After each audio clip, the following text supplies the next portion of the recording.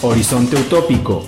Buscamos por medio del análisis la reflexión de nuestra realidad como ciudad, como estado y como país. Horizonte Utópico. Porque no somos solo un portal de noticias, somos una nueva manera de entender la noticia. Horizonte Utópico, periodismo de análisis.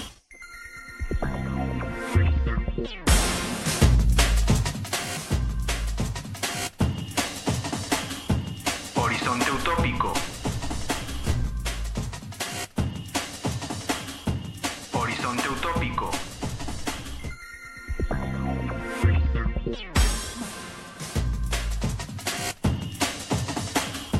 Horizonte Utópico. Horizonte Utópico. Hola, buenas noches, Horizonte Utópico. Les saludo con gusto. Soy Domingo Canales. En este programa número 64, donde nos hace el favor de acompañarnos el licenciado Tomás Ricardo Flores Sonduc. Él es analista político y vamos a hablar acerca de la fiscalización del INE. Les saludo, ¿qué tal? Muy buenas noches, Domingo. Venimos aquí a hablar de la fiscalización, un tema muy importante ya que se avecinan las elecciones para este 2018 y esperemos que este tema sea de mucha relevancia para los partidos políticos y sobre todo para los candidatos y los ciudadanos que deben de estar enterados de cómo es la fiscalización de nuestros partidos y nuestros candidatos en estos tiempos. Es así, no me olvido de Cristian Navarrete, quien hace posible esta transmisión. Cristian, amigos de Horizonte Utópico, Ricardo, efectivamente tienes toda la razón del mundo. Fíjate que muchos candidatos, funcionarios, dirigentes de partidos, no tienen a ciencia cierta los momentos, las formas en las que el INE va a organizar, o como bien dices tú, a fiscalizar las campañas, los momentos, los tiempos, los lugares, para empezar esta contienda que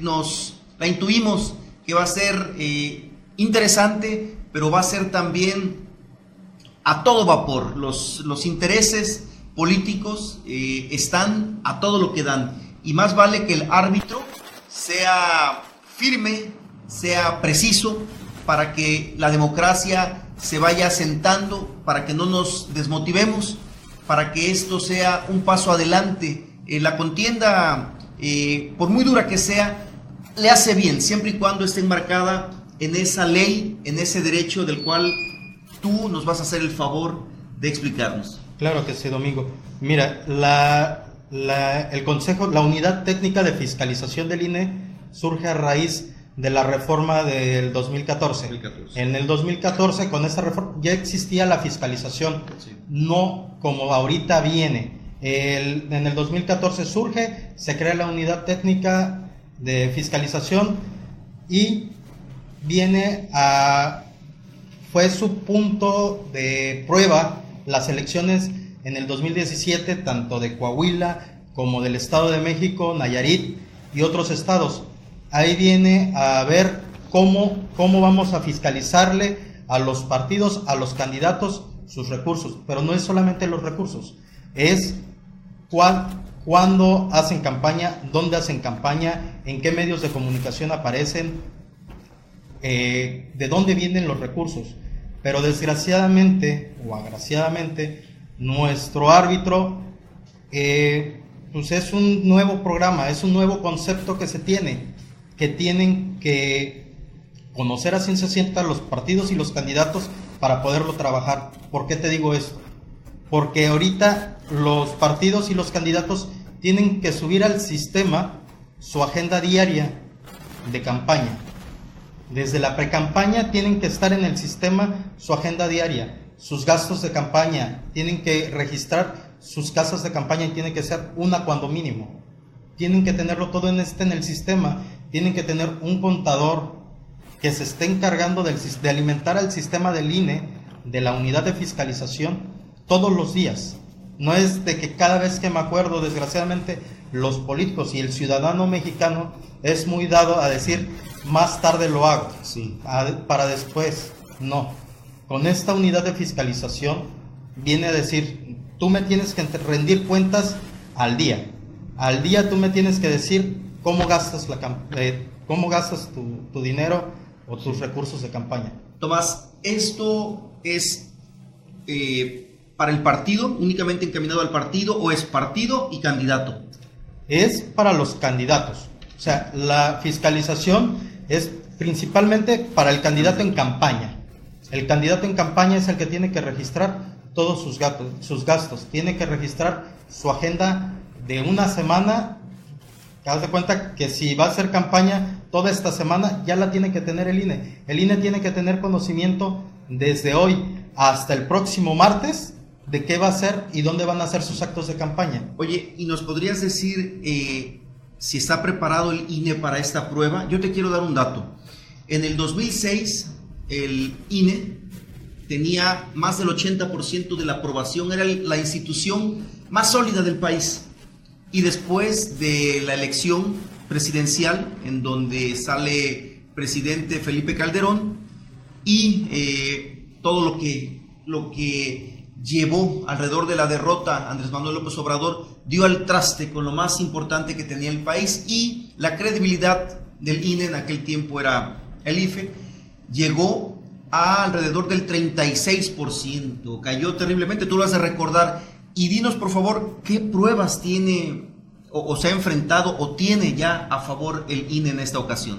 El INE, como te comentaba, las elecciones del 2017, de las pasadas elecciones en el Estado de México, Coahuila, Nayarit, elecciones extraordinarias en Oaxaca y en Veracruz, fue la prueba de fuego de este sistema. Desgraciadamente, el INE, su sistema no lo soportó tanto así que se vino abajo y les dijo a los candidatos y a las personas: guárdenme todos sus comprobantes porque después se los vamos a requerir.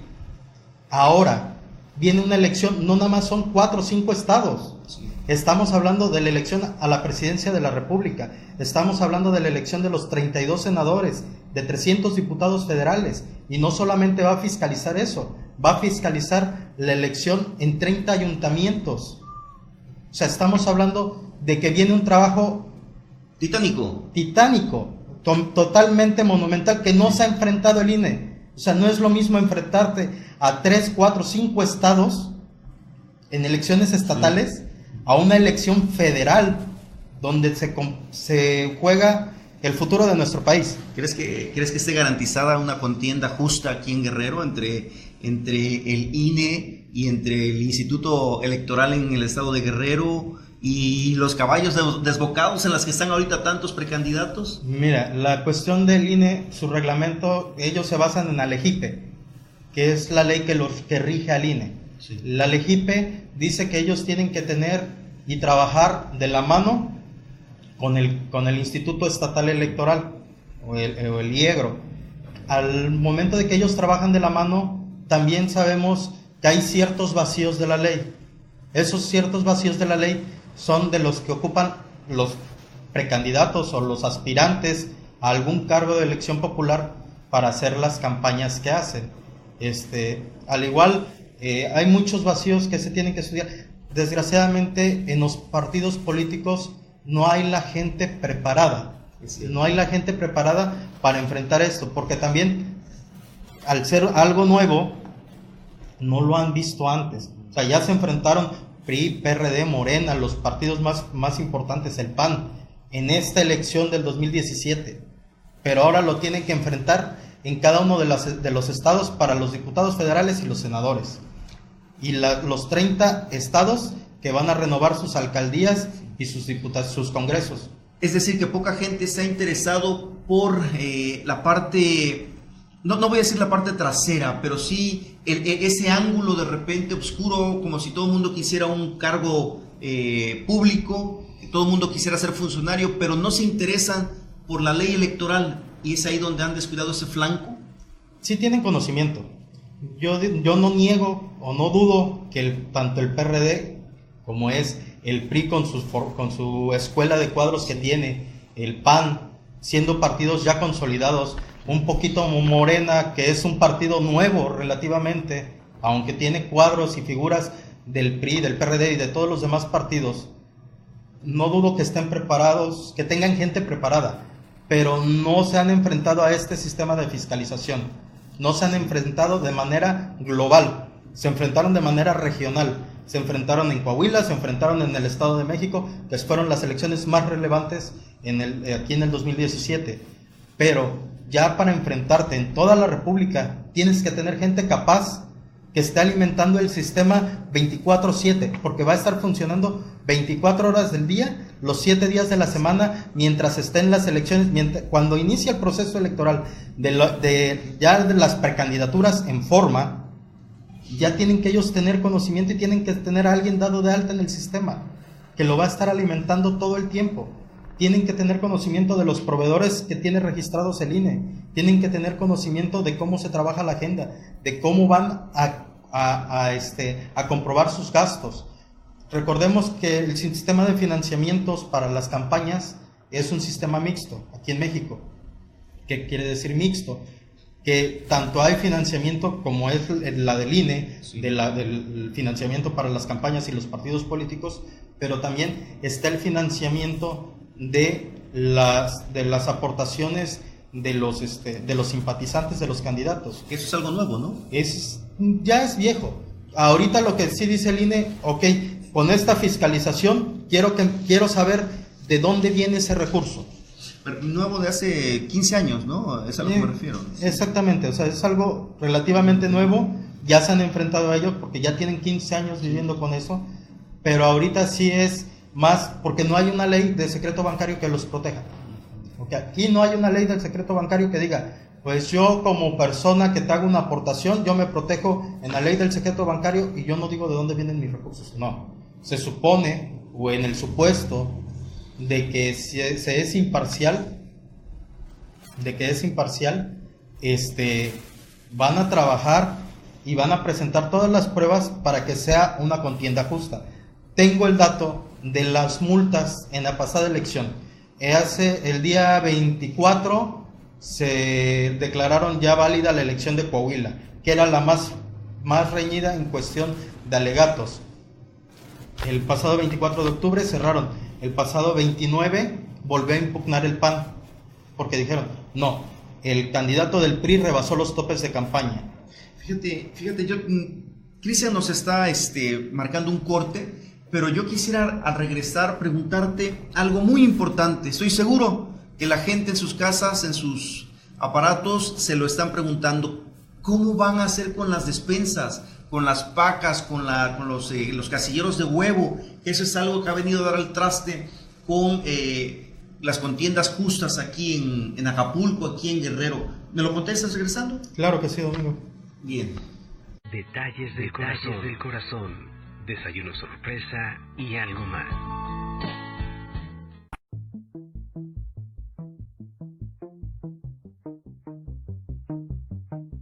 Estás escuchando Horizonte Utópico con Domingo Canales. No te desconectes. En un momento continuamos.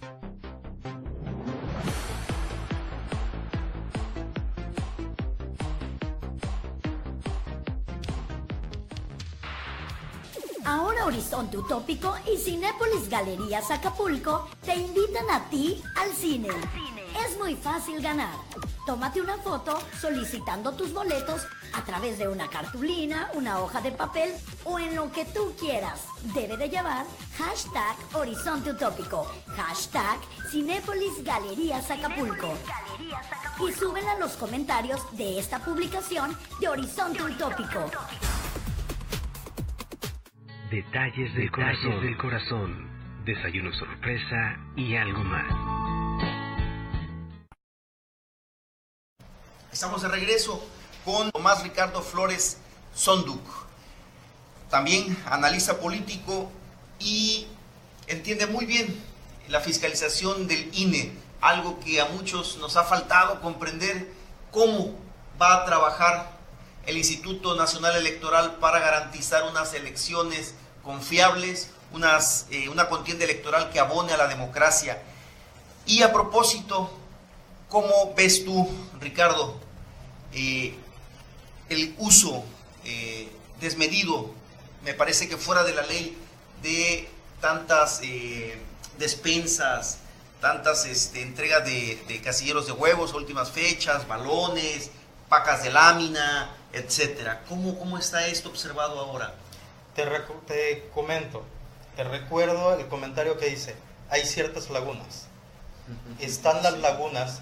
Aquí muchos funcionarios se basan en estas lagunas. Ellos son funcionarios públicos. Ellos tienen un cargo de elección popular y pueden hacer entrega de apoyos a diferentes grupos vulnerables, y en eso basan en la entrega de despensas, la entrega de balones, la entrega de caselleros. O sea, Rotoplas, a nombre de las Secretarías de Desarrollo Social en este caso, muchas veces. A nombre de la Secretaría de Desarrollo Social, a nombre de las regidurías, a nombre de las diputaciones. O sea, es un acto común en nuestra vida política de México. México es un país donde se maneja este tipo de aportaciones a la ciudadanía, por decirlo de una manera. En el sistema de fiscalización, que se va a poner ahorita más a prueba el INE, y esperemos recuperar al instituto que era el más seguro del mundo. Esperemos tener de nuevo a ese instituto electoral que era el más seguro del mundo, donde venían de otros países a capacitarse aquí, porque no había ningún instituto electoral más seguro. Claro. Oye, y aquí había algo que se nos estaba pasando mencionar. De todas las elecciones que mencionaste, las últimas a nivel nacional, está la del Estado de México, que fue un fiasco, donde nadie quedó contento, donde todo el mundo salió raspado, salieron acusaciones cruzadas. Al final de cuentas, la gente quedamos inconformes con la manera en que el árbitro actuó en el Estado de México. Entonces hablábamos de las pruebas, de a dónde va encaminado esa fiscalización. ¿Qué pasa ahí? Pues aquí lo que pasa es de que el árbitro tiene que tener un sistema que funcione, un sistema que en verdad esté a la altura de las elecciones que tenemos. Son unas elecciones muy reñidas, son unas elecciones donde no se juegan nada más 10 millones de pesos. Se lo juegan todo, al todo por el todo. Es el todo por el todo. El Estado de México era o es el bastión del PRI. O sea, como el Distrito Federal es el bastión del PRD, o lo era. Sí. Como lo es Guerrero, como lo era Oaxaca. Pues es un juego de poder, tal vez sucio, pero para eso se supone que tenemos la unidad técnica de fiscalización, que ellos van a mandar a fiscalizar, a ver los eventos políticos. Ya no nada más te van a monitorear lo que tú subes al sistema, sino van a ver visitas en tus eventos políticos. Va a haber la monitoreo de redes sociales. ¿Por qué te digo esto? Porque si un candidato el día de mañana no puso que tenía un evento, y un fulanito, un simpatizante de su proyecto, sube una foto en un evento donde hay 300 personas, el INE o la unidad técnica de fiscalización va a decir, a ver, candidato, tú me dijiste y en tu agenda no hay ningún acto de ese día, pero yo encontré en redes sociales una foto donde hay sillas, hay mesas, hay sonido, hay un templete. Por favor, te hago el exhorto de que compruebes esos gastos. Por eso es de que también la ciudadanía tiene que estar empapada de esto, porque también la ciudadanía va a tener acceso a este sistema de información. La ciudadanía puede estar monitoreando los gastos de campaña de todos los candidatos. Y como ciudadanos yo creo que nos compete estar al pendiente de qué hacen con el recurso que es utilizado de nuestros impuestos para las campañas políticas, y saber que todos los recursos tienen una procedencia lícita. ¿Por qué? Porque se ha hablado de que en múltiples elecciones ha venido recurso de dinero ilícito a las campañas, y como dice la ley, mientras no me lo compruebes, pues yo no puedo hacer absolutamente nada, todo se queda en palabras. Licenciado Tomás Ricardo Flores, mira, nos has explicado correctamente, ya tenemos una idea mucho más clara del trabajo que va a hacer el INE para hacer de estas próximas elecciones un árbitro confiable, un árbitro digno. Ojalá lo logren esta vez.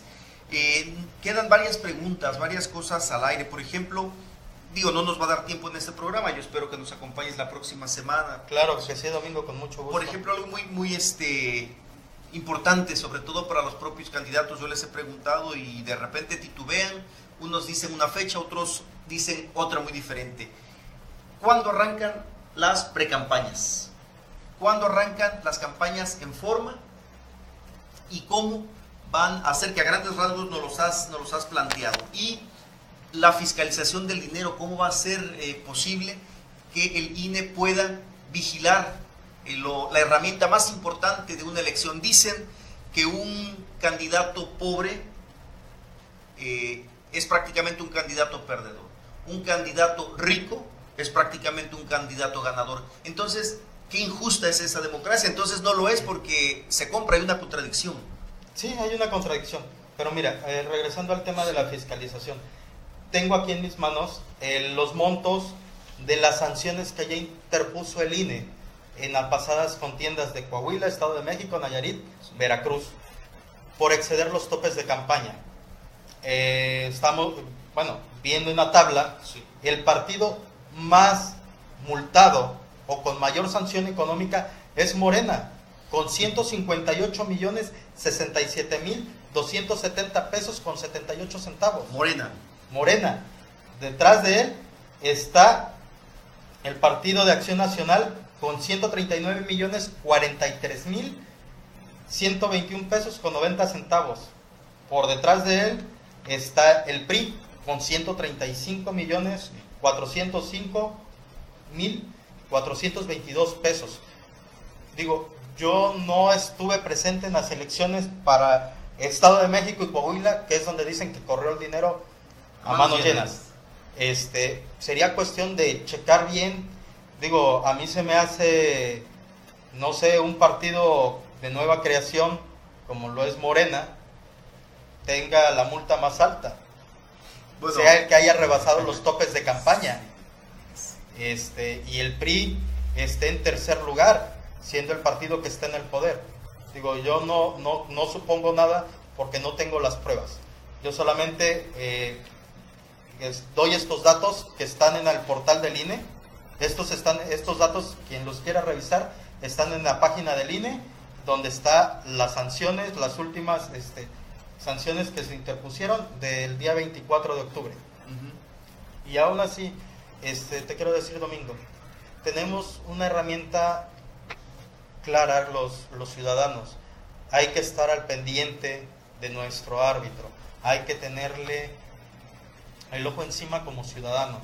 Y los partidos políticos, mi recomendación es: busquen a la gente capaz, capaciten a su gente, porque si no, aquí está el reflejo de la inexperiencia. Yo lo que alcanzo a entender es que muchos de los miembros de los partidos no quieren estar en casilla, no les gusta adentrarse en esos vericuetos que obviamente son importantísimos, que son esenciales para una contienda electoral, para la vida de un partido, pero no quieren fácilmente, quieren otras funciones mucho más divertidas para ellos, por decirlo de alguna manera.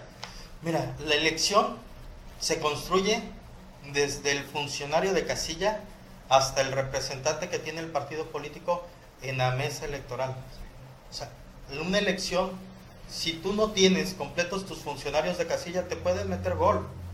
Si tú no haces el trabajo de tus líderes seccionales, si tú no haces tu trabajo en tu geografía electoral de posicionar bien a todos tus cuadros, te van a meter gol.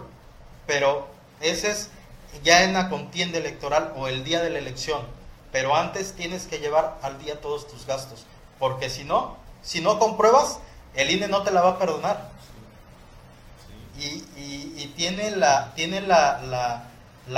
entendido de que puede ser una sanción, tanto puede tumbarle la elección.